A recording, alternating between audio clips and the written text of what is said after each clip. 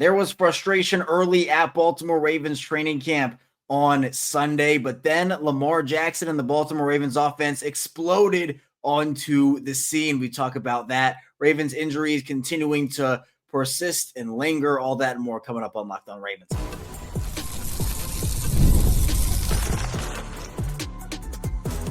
You are Locked On Ravens, your daily Baltimore Ravens podcast.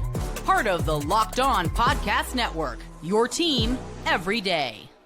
You are Locked On Ravens. Welcome into the show. I'm your host, Kevin Oestreicher of Ravens Wire, here with you on the Locked On Podcast Network, your team every day. Thanks so much for being here today on this Monday, making Locked On Ravens a part of your day and your first listen each and every single day. We're free and available for you on all podcasting platforms. That includes in video form on YouTube, where you can like and subscribe to the channel, and in audio form where you can follow along and subscribe as well. We're a 5-day-a-week Ravens podcast, so Monday through Friday we have you covered with 5 days per week of daily Ravens coverage. Plus, we have bonus episodes over the weekend, which we had a couple of this weekend. If you haven't checked those out, be sure to do so. We go live after every single Ravens game like we did last week, and we also now have Locked On Ravens watch-alongs, which we started off last week. We had a bunch of people tune in, watch the game with me, can instantly react with me, play-by-play, the whole 9 yards. So that was really fun. Plus, we have the Locked On Ravens Squad show with myself, Sam and Njoku, and former Ravens wide receiver Kadri Ismail twice a week live, Mondays and Thursdays at 7:30 p.m. Eastern Time. Today's episode of Locked On Ravens is brought to you by Gametime. Download the Gametime app, create an account, and use code Locked On NFL for $20 off your first purchase. New week of Ravens football. The Ravens will face off against the Dallas Cowboys in week number 2 of the preseason. That should be an exciting game. And here today, we're going to be diving into a bunch of different Ravens conversations. Obviously, the Ravens had training camp practice on Sunday. In the first part of the show, we'll dive into some early frustration from Sunday's practice, which included Lamar Jackson. But then Lamar Jackson and the Ravens offense exploded onto the scene after that. We'll also, in the second part of the show, dive into the Ravens injuries just continuing to linger here. John Harbaugh gave some updates, and the Ravens, just a little spoiler, have now lost both of their rookie cornerbacks for the season after an announcement on Sunday. Then finally, we'll get into all the pieces filling in, how the vibes are feeling right now around the team, because there are a couple of things from last year compared to this year that I want to compare as we go along here on the show. So let's just dive into it here. Early in practice on Sunday, we had the bonus episode yesterday, Lamar Jackson and the Ravens offense, the whole unit really had, the defense had been winning the practices for the most part. You can look at that and what it has been for the Ravens offense over the course of the last couple of weeks. And it feels like the defense has won most of those practices. A lot of that also has had to do with penalties on the offensive line and, guys not being able to just stay still till the ball is snapped. And we talked about yesterday how John Harbaugh reached a breaking point with the penalty situation after a really rough practice when it came to the penalties. And early on in practice on Sunday, that did not change. Lamar Jackson, according to Jess Rubeck here, spiked the ball in frustration after the Ravens started with 2 false starts in a 5-play span. Those culprits were Ronnie Stanley and Roger Rosengarten. And in that moment, Harbaugh subbed in an entire new offensive line. Jonas Schaefer gave context to that. He said John Harbaugh, hands on his hips, put in the second-team offense after 2 false starts on the first-team Ravens linemen. And he added context and said usually the offense gets a chance for a make good after a penalty. Not so in this 11-on-11 period, the first of the day. So Harbaugh had a quick hook there. It's frustrating because, the Ravens, we know they're working on complicated cadences. And yesterday we talked about how those penalties in that stretch, there was a lot of penalties in a short amount of stretch. It came from the second-team offensive line and, guys who were on that second unit. Well, in practice on Sunday, the culprits were first-teamers. Stanley, Rosengarten, we've heard of that for them this offseason in training camp. Stanley and Rosengarten having false start penalties. I know people are worried about Roger Rosengarten right now. I'm not personally. I know that, he had some interesting plays in that preseason game. He's kind of had mixed reviews in training camp, it feels like. But, I'm okay with Roger for now. I think that we saw what he did in his rookie season. I'm going to bank on that as opposed to practice. At least, that for now is what I'm going with here. But after the false starts, after the penalties, Ravens offense apparently turned it on after that. Jess Rebeck was saying that Lamar Jackson at Tylan Wallace cutting across the field for a big gain on the first play. Then Lamar Jackson with key blocks from Patrick Ricard and Tyler Linderbaum had time to find Mark Andrews. Jackson then rolled out and lofted a pass to a leaping Rashod Bateman. So Jeff Rebeck saying that this was one of the offense's strongest practices after the few penalties that happened early in practice. The Ravens were good in the red zone. Charlie Kolar apparently keeps scoring, and Andrews and Zay Flowers were heavily involved as well. And some other updates here that are going to come from Justin Robertson over at BaltimoreRavens.com. Said Lamar Jackson really caught fire, and the Ravens offense caught fire and really hit on all cylinders here. At the end of the day, Lamar Jackson apparently was just connecting all over the field with a bunch of different players for a lot of chunk plays. And we know that Lamar Jackson, this Ravens offense, is at their best when Lamar can spread the ball around, keep defenses on their toes. When Marquise Brown was still with the team early in Lamar's career, it really just felt like it was the Lamar Jackson, Mark Andrews show, right? It felt like Lamar would give Mark Andrews 8 targets, and then Marquise Brown would get 10 targets in a game, then everybody else would get like 1. Or, they'd flip-flop and it'd be, all right, is this an Andrews week or is this a Hollywood Brown week? Lamar Jackson has become really good at just spreading the ball around, picking his poison, and honestly, just taking what's there, which I think is really important for this offense in general. Zay Flowers, according to Justin here, showed terrific footwork for a touchdown in 11-on-11 drills. He got a step on Nate Wiggins, breaking, it was an out-breaking route, and he caught a Lamar Jackson pass while keeping 2 feet in bounds and actually somersaulted out of bounds near the front pylon. Rashod Bateman also was getting involved. He was a frequent target of Lamar's as well. Obviously, we talked about that a little bit just a minute ago there. So really good day for the offense, which honestly is really important because we know that the defense has been stacking practices. I had said that before. And Lamar, according to even people we've had on this show, guys who have been out there at training camp, multiple different people who we've had have said that Lamar Jackson has not been up to his standard at training camp. Now, there could be a lot of different reasons for that. Obviously, feels like Lamar has experimented with some throws throughout training camp. And, obviously the defense also is trying new things. And that's what I keep stressing. It's like Lamar's body of work in the regular season does not have me concerned about him if he's not throwing the ball as well in training camp, because I think some of it is Lamar truly trying to figure out what he can get away with and what he can't get away with, right? In spring training, think of that for baseball. In spring training, pitchers in particular, they are trying to find out what pitches they can get away with throwing, what spots they can get away with throwing pitches at, seeing how much they've improved on certain things and how much they need to work on things and put maybe not use something early in the season as they continue to develop it. And I think it can be the same way for quarterbacks. J.J. Watt had a post about it about a month ago where he said you truly never know what teams are working on during training camp, what players are working on during training camp. So, again, it doesn't excuse the poor player or anything. It's there. And Lamar, again, by multiple different people who have come on the show who have been out there, they feel like Lamar could be better. And, something that was told to me on the show was, essentially like, oh, wait, Lamar, I know you can make that throw. I know we've seen you do it, but it hasn't been happening there. So really exciting that Lamar finally caught his stride at practice here. And again, some of the stuff with Lamar spiking his helmet, spiking the ball, we've seen that frustration come out at training camp. It's not only Lamar, by the way. Ronnie Stanley's had moments like that. The team has gotten frustrated in those moments. To me, it is a sign of leadership. It is, some people, they want to say, oh, Lamar, that's poor behavior. Wow, that's crazy. Lamar's a passionate player. He wants his guys to be the best they can be. He wants to help his guys be the best that they can be. And, you hear what his teammates are saying about him. Rashod Bateman, DeAndre Hopkins, Zay Flowers, the receivers he's working with, his coaches. I mean, there is so much that they have talked about. Even Rashod Bateman yesterday after practice, he said, quote, Lamar, he's more vocal than ever he's been about what he wants from us, even to the staff and the offensive lineman. He's definitely pushing the agenda of just staying hungry and being competitive. He's definitely a competitive guy, and he's leading us in the right direction with that. That's the type of leader Lamar is. I've said it before. I said it over the weekend with the bonus episodes. Lamar is not going to be a rah-rah leader, Ray Lewis, Roquan Smith in the middle of the huddle, getting everybody pumped up like that.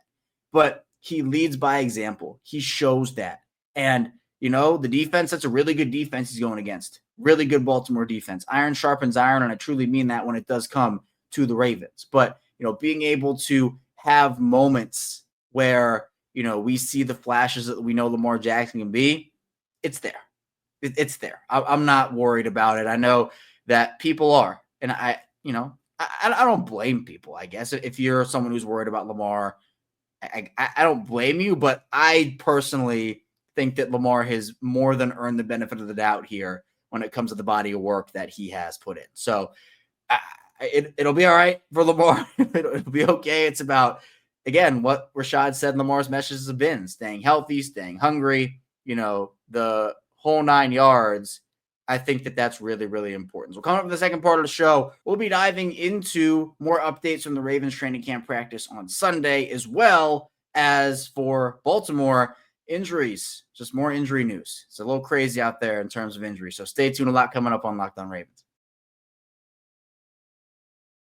This episode is presented by Yahoo Fantasy. It's the best time of the year. NFL kickoff is almost here, and that means fantasy football season is back in full swing. And this year, Yahoo Fantasy is turning things up with a fantasy football experience like never before. This year, me and Locked On Ravens are playing on Yahoo Fantasy, and you should too, whether you're a first-timer or a veteran making your millionth league. One of my favorite features, new guillotine leagues. They just dropped, and every week, lowest scoring team is eliminated and the last one standing wins. Whether you're all in on something new where you like sticking to head-to-head leagues or jumping into public leagues, Yahoo's got you covered. To celebrate 28 years of fantasy football greatness, Yahoo Fantasy is dropping 28 big new features over 28 days throughout August. To kick it off, they just dropped Yahoo Fantasy Guillotine Leagues, a killer new way to play fantasy football on Yahoo, where the lowest scoring team gets eliminated each week until there's one team left standing. With the season around the corner, now's the time to get your league together and give this new mode a try. If you're more into the classics, you can still play in head-to-head private leagues or join a public league. Stay tuned for more killer announcements and start playing Yahoo Fantasy Football now at yahoofantasy.com/lockedonNFL. Back here on Locked On Ravens, Kevin Oestreicher still talking with you here on this Monday. Great to have Ravens football back. The Ravens obviously winning 24-16 over the Colts in week 1 of the preseason. They will have week 2 of the preseason against the Dallas Cowboys in Dallas on August 16th. That's coming up on Saturday. Tomorrow is actually my 6-year anniversary of hosting Locked On Ravens, so that's always a really exciting day for me and just a day of reflection, honestly, on where I was versus where the show has grown into now and what it's grown into. So thank you out there to all the everydayers, the first-time listeners. If it's somewhere in the middle, thank you as well. The show doesn't happen without all the support I've gotten, and the support has been unbelievable. So tell a friend, tell a family member, if they want some daily Ravens coverage, and a lot of it, we have them covered just like we have you covered over here on Locked On Ravens. Let's get into a couple more training camp updates from Sunday, and then we will move into some of the injury situation here. And honestly, some of it, quite frankly, goes hand in hand. So we'll dive into that. In terms of the defense, because, we talked a lot of offense in that first segment. Cooper Rush also apparently looked crisp. He had a good practice on Saturday, apparently. He backed it up with another good practice on Sunday. Justin Robertson saying that Cooper Rush fired a touchdown pass to Tez Walker in the red zone with Keandre Jackson tight in coverage. Malaki Starks had an interception on one-on-one drills while covering Jamal Banks down the sideline. Tyler Loop update. Nearly perfect day, 12 for 13 on kicks, which I believe is his busiest day of training camp. So shout out to Tyler for being consistent on Sunday. His only miss was a 45-yard field goal that went wide left. Chidobe Awuzie had a pass breakup on a deep ball for Rashod Bateman that was down the sideline. Will Braid had a nice pass deflection when he was unblocked on a safety blitz, getting his arms up there. And again, that's something the Ravens do really, really well. Just watch for it throughout the season. Guys like Nnamdi Madubuike, Brent Urban. I know Michael Pierce was really good at it when he was with the team. Obviously not anymore. But they have guys, Aeneas Peebles got one, Chandler Martin, Jay Higgins. They both got one during the Ravens preseason win over the Colts. They bat balls down, and batted balls are so important because if those balls get through the line or if they get to their target, it is completely possible that those are catches. So you want to stop those plays with those batted balls, and the Ravens, obviously, I think, are a very good team when it comes to that.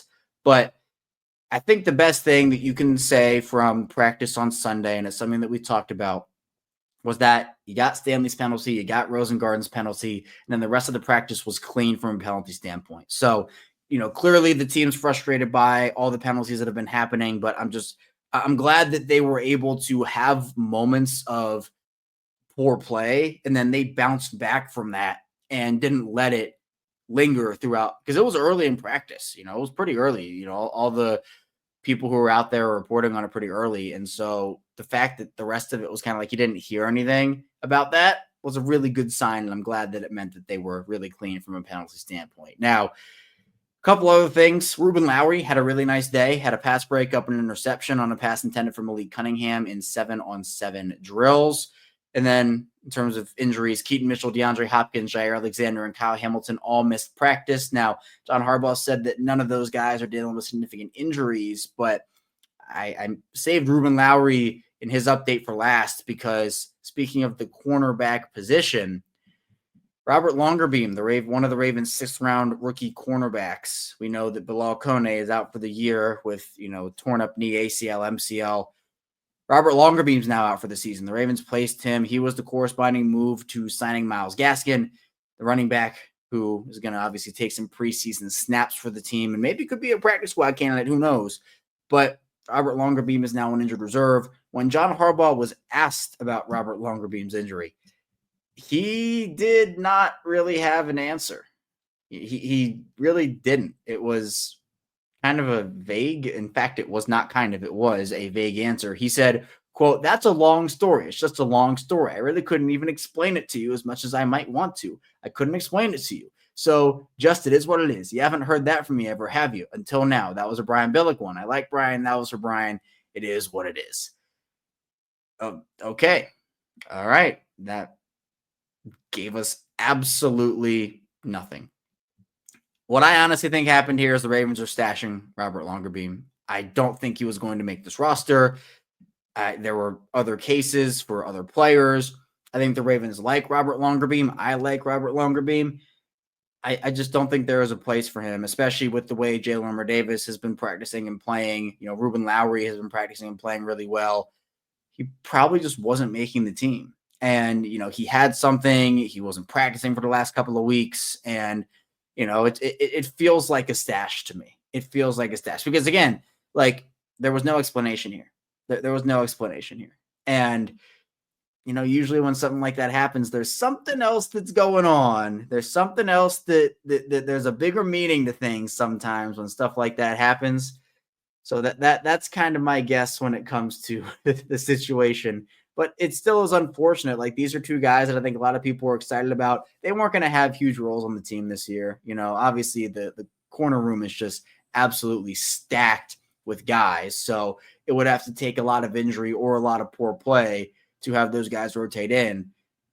But even still, the Ravens now, the cornerback position has been a pretty injury-prone position for however far you want to go back for the Ravens.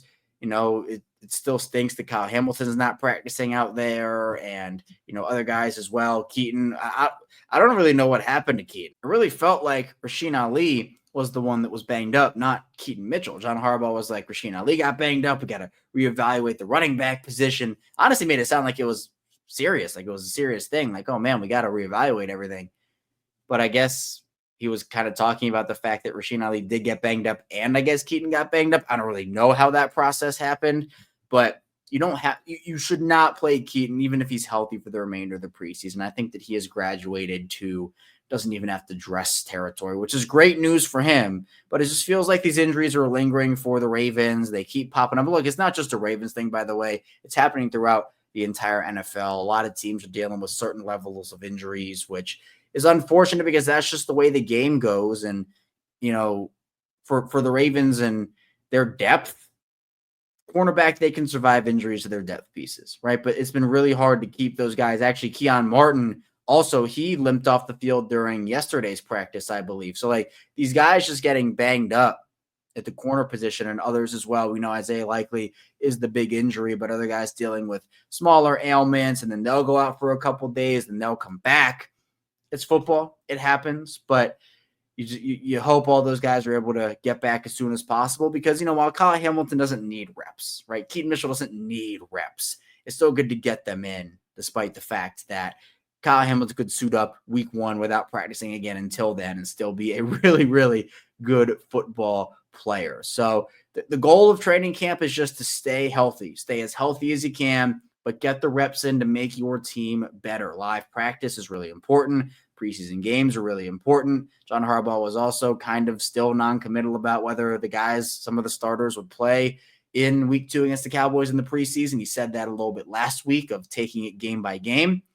So that'll be interesting. I mean, I know there are a lot of people, we've had the conversation on both sides of that, where it's like some people really want the Ravens to play their guys for maybe a series or 2, others not so much. So we'll see how that all unfolds for the team. Coming up, though, in the final part of the show, we'll talk about the pieces really just fitting right in for the Ravens veteran pieces, and then other trends that are noticeably different from last season in a good way. So stay tuned. We got plenty coming your way on the show. First, this show is brought to you by Gametime. We've all been there logging on early and waiting forever for concert tickets to go on sale, only to lose your spot for a show you've been dying to see. Live music should be about making memories, not dealing with the stress of ticket shopping. That's where Gametime comes in. Gametime makes getting concert tickets faster and easier than ever. Prices actually drop as it gets closer to showtime. You can save up to 60% off with their killer last-minute deals. And if you've ever wondered what your seat view will actually look like before you buy, the app shows you panoramic seat view, so there are no surprises. And with Gametime, the price you see is the price you pay. There are no hidden fees. And if you're worried about what happens if plans change, the Gametime guarantee has your back with cancellation protection and so much more. Take the guesswork out of buying concert and show tickets with Gametime. Download the Gametime app, create an account, and use code LOCKEDONNFL for $20 off your first purchase. Terms apply. Again, create an account, redeem code LOCKEDONNFL for $20 off.